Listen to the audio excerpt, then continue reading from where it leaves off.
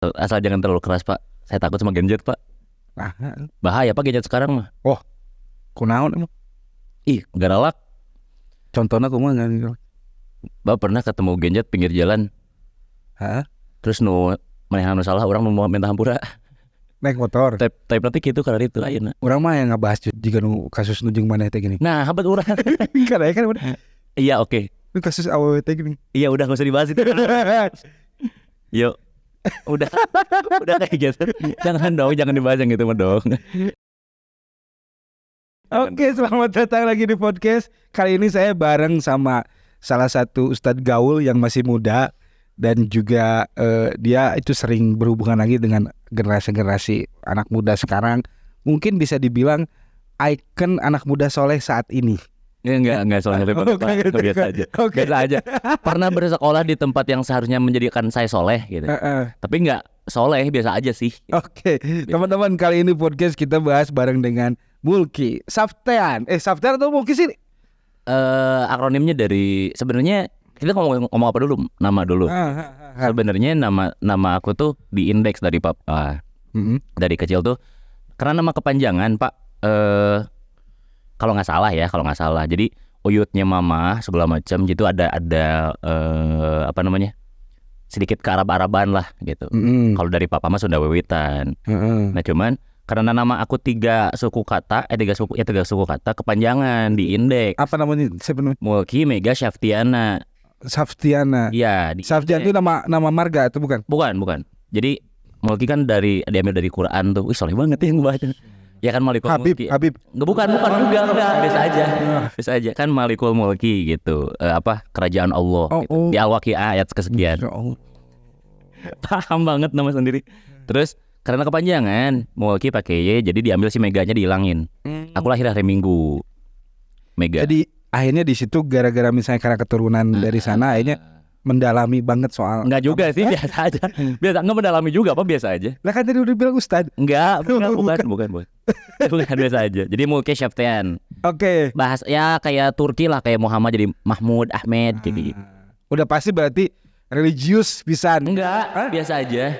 Iya, itu kan turunan ti Arab. Enggak juga. Enggak turunan banget, maksudnya bukan turunan, maksudnya karena uyut-uyutnya kakek segala macam gitu-gitulah. Ada nggak tahu pokoknya nggak ngerti ada ke Arab-Araban kakek sama Tapi berarti nama depan mah Mulki udah benar.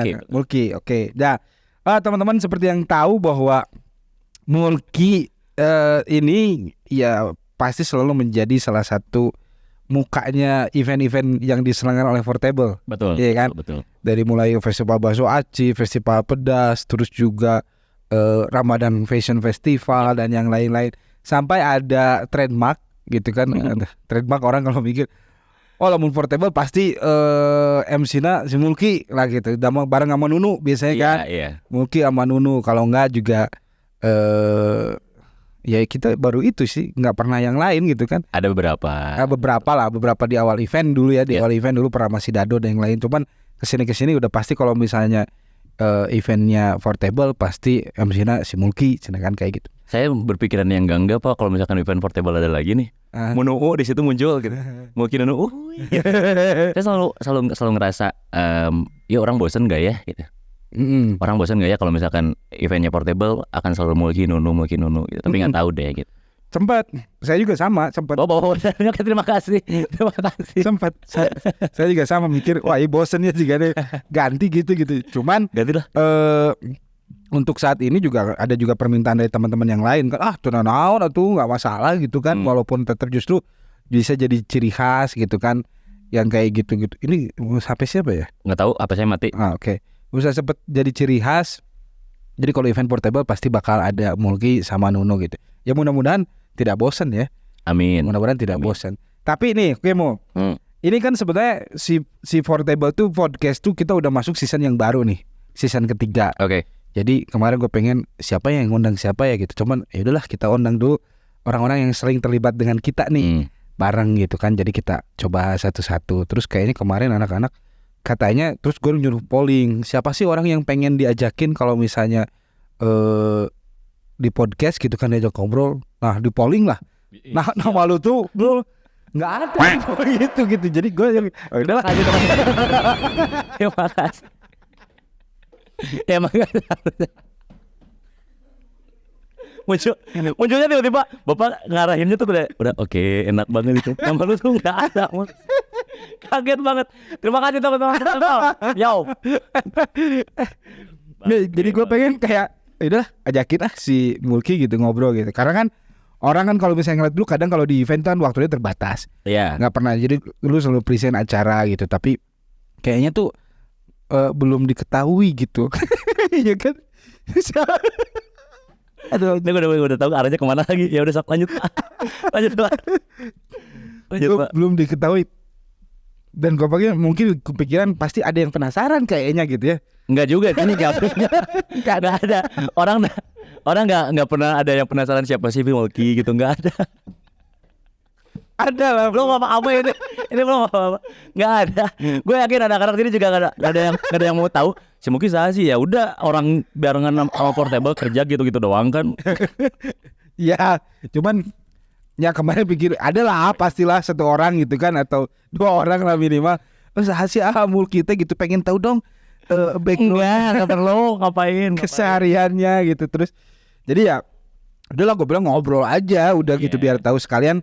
Karena ya tadi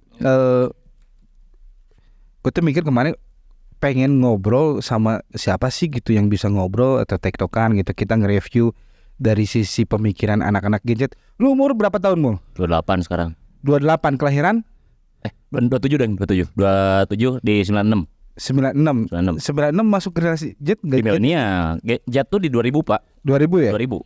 Nah, cuman tapi kan lu tuh orang yang paling bersentuhan lah gitu kan. Maksudnya beda cuma beda 3 tahun lah gitu kan sama anak-anak generasi Z sekarang gitu. Jadi zaman gitu kan. Jadi transisi lah ya. Di transisi itu gitu. Jadi makanya gue pengen ngobrol nih juga tentang gimana sih pandangan anak-anak generasi Z ini gitu kan terhadap situasi yang ada di kita saat ini gitu kan. Jadi ngobrolin soal apa gitu. Pengen karena ada beberapa keresahan yang memang kayaknya berbeda dari kalau gua kan milenialnya tahun 80-an nih. Bapak zaman 62 juga kan.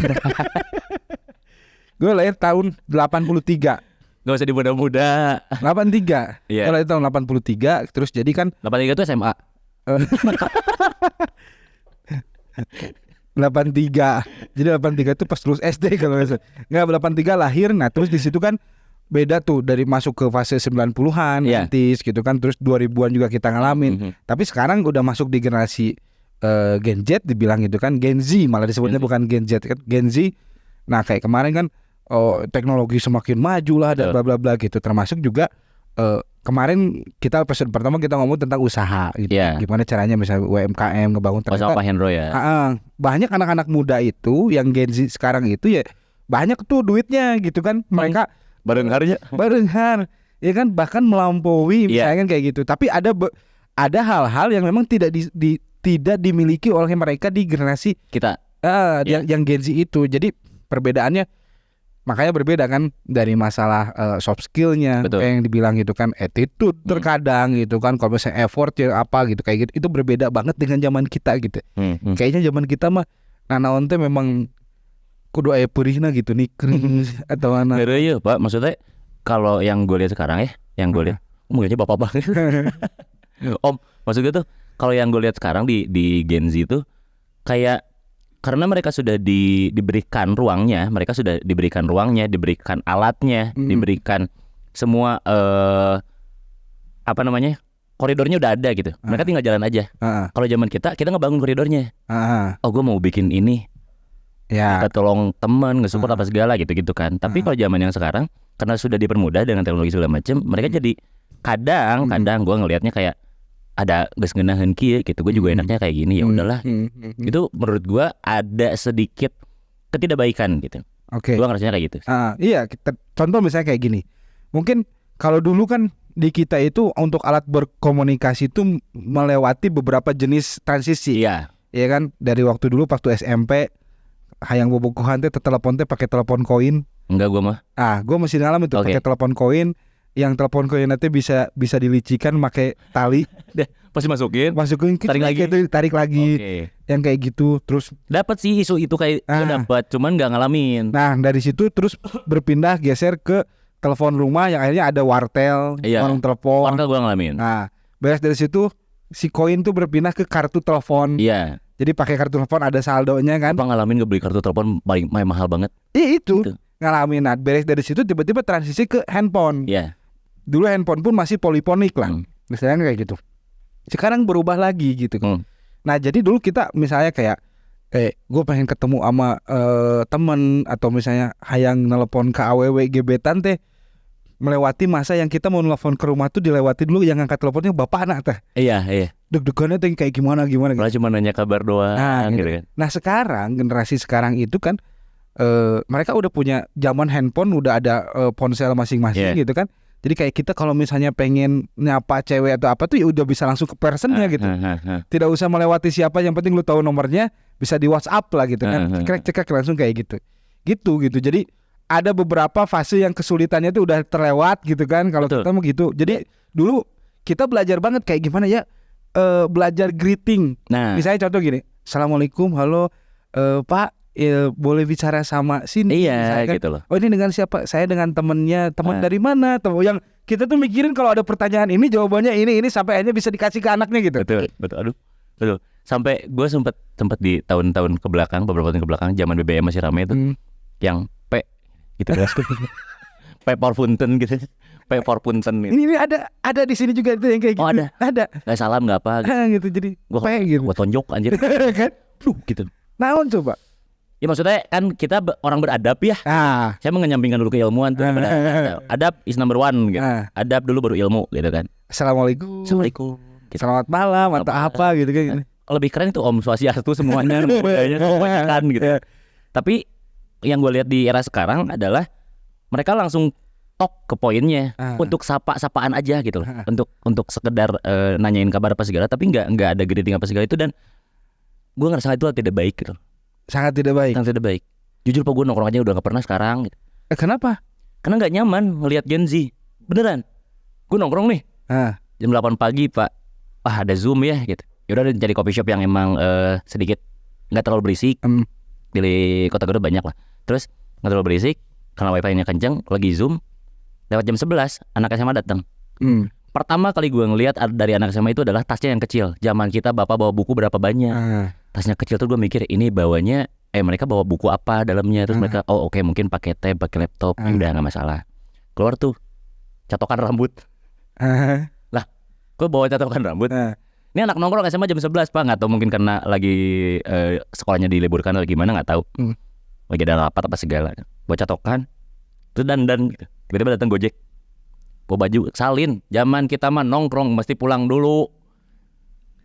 Dia pesan Gojek, bawa baju ganti gitu. Terus ganti di coffee shopnya, langsung nongkrong sampai malam. Berarti si Gojeknya yang dibawain baju? Enggak, iya maksudnya dia order ke rumahnya. Enggak Gojek. Maksudnya dia nitip ke orang Gojek.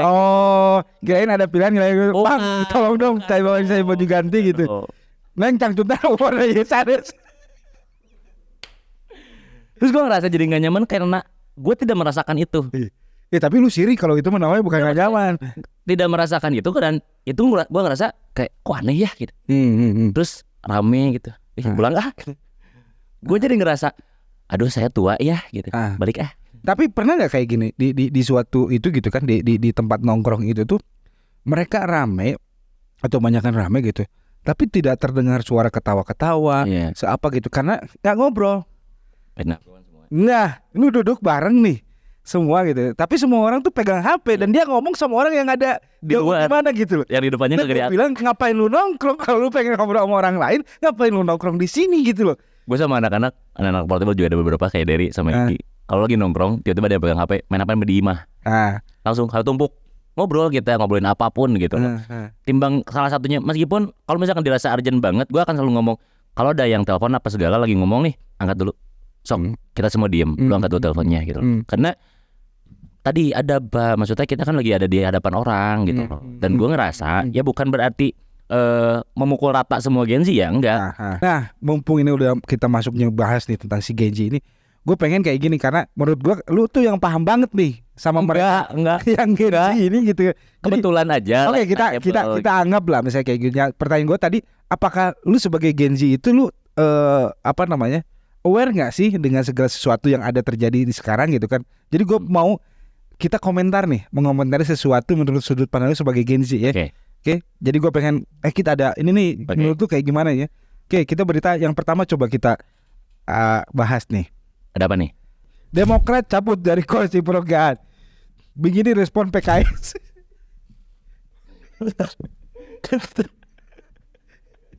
Nih gue pengen lu mengomentari ini Bu. Kan Allahu Akbar. Tadi kita lagi ngebahas Gen Z soal adab. Aduh Gusti, soal adab, soal apa yang dilakukannya. Kenapa tiba-tiba langsung ke politik gitu? Demokrat cabut dari koalisi perubahan, begini respon PKS. Nah, astagfirullah. Menurut generasi Z ini kayak gimana nih pandangannya?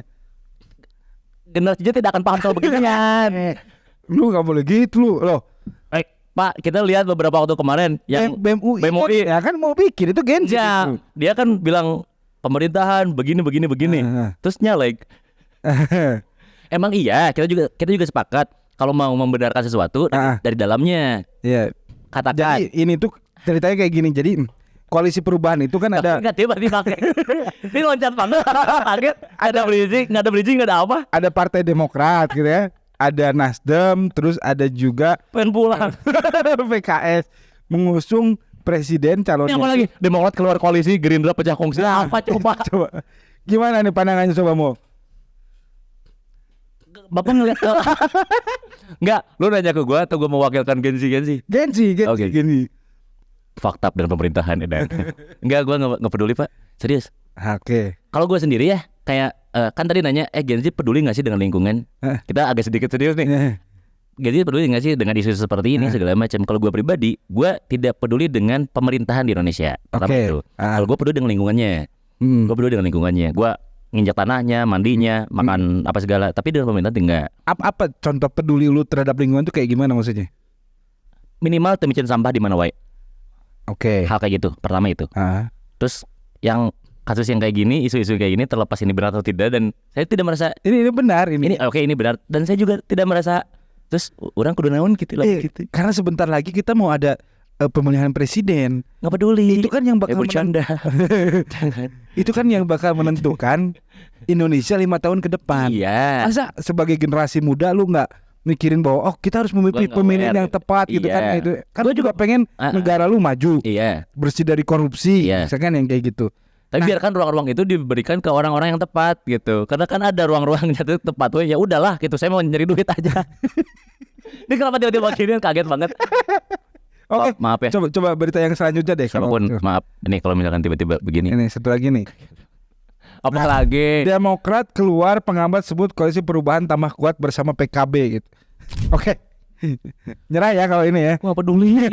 Oke. Oh, balik lagi nih. Tadi kita ngebahas Gen Z tentang kelakuan. Maksudnya perilaku mereka gitu. Gitu.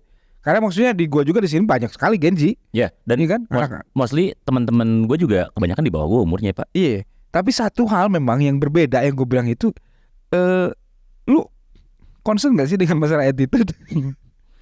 Barudak ayeuna gitu. Sangat menyayangkan gue bilang begitu.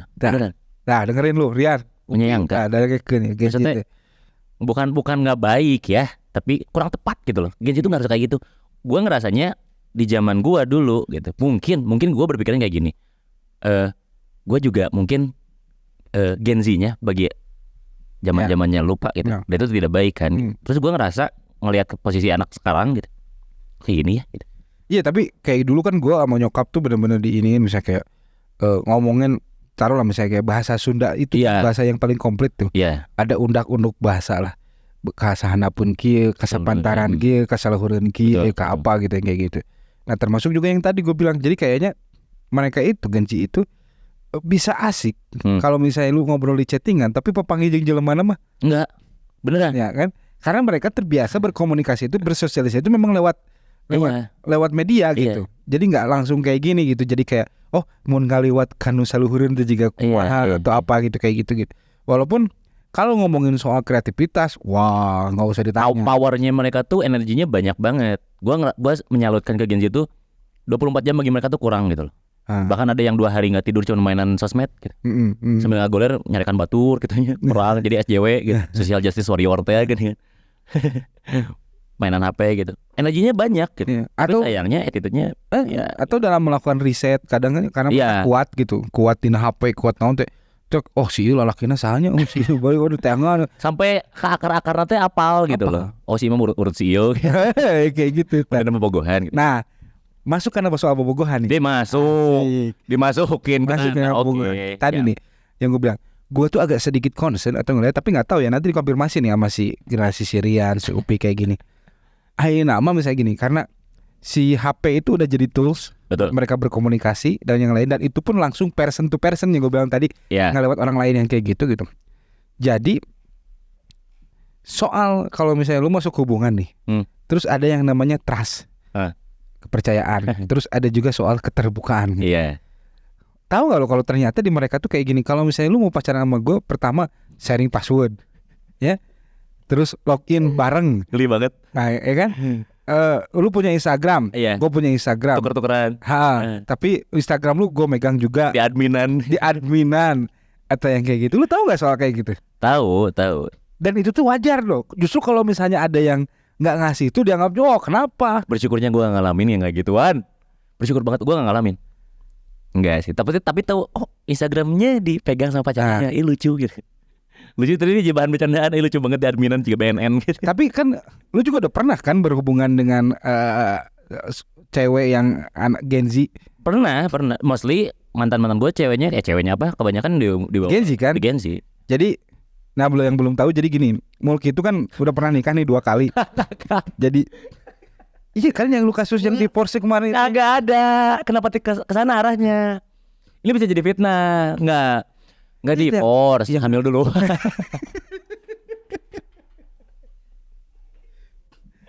Gue dapat cerita dari si Derry sama si Iki. Kagak ada. Jadi si Mulki itu udah pernah nikah tahun 2015. 2014. Iya kan? Sama anak yang waktu itu keluaran SMA. Iya, satunya lagi 2016 sama Tete kelahiran 92. Tuh. Berarti yang ya kita wajar lah mungkin ya, kita enggak mau ngejudge lu Mul. Iya. Jadi mungkin pergaulan zaman sekarang atau yang kayak gitu itu sampai tapi digugurin katanya. Ini kenapa sih?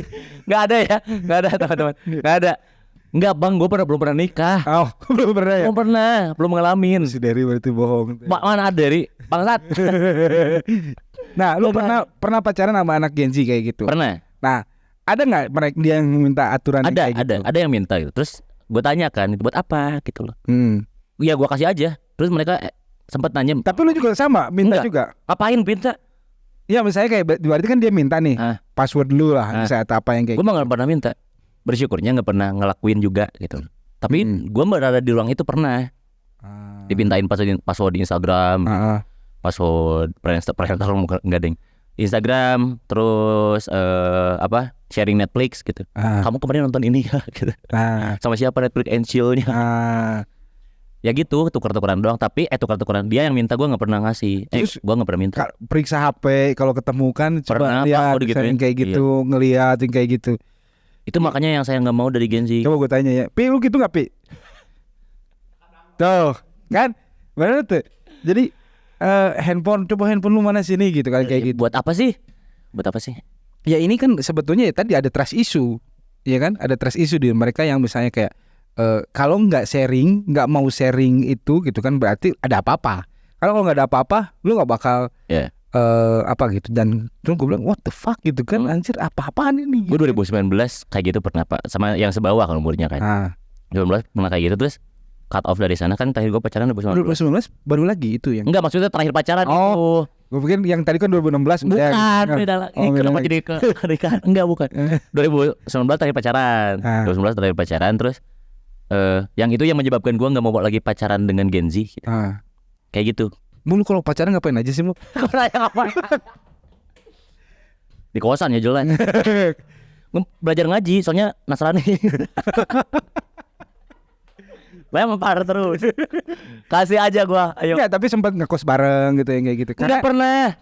Enggak, anak muda zaman sekarang itu, misalnya lu tinggal di Garut gitu kan. Padahal lu orang Garut gitu, tapi tetap ngekos.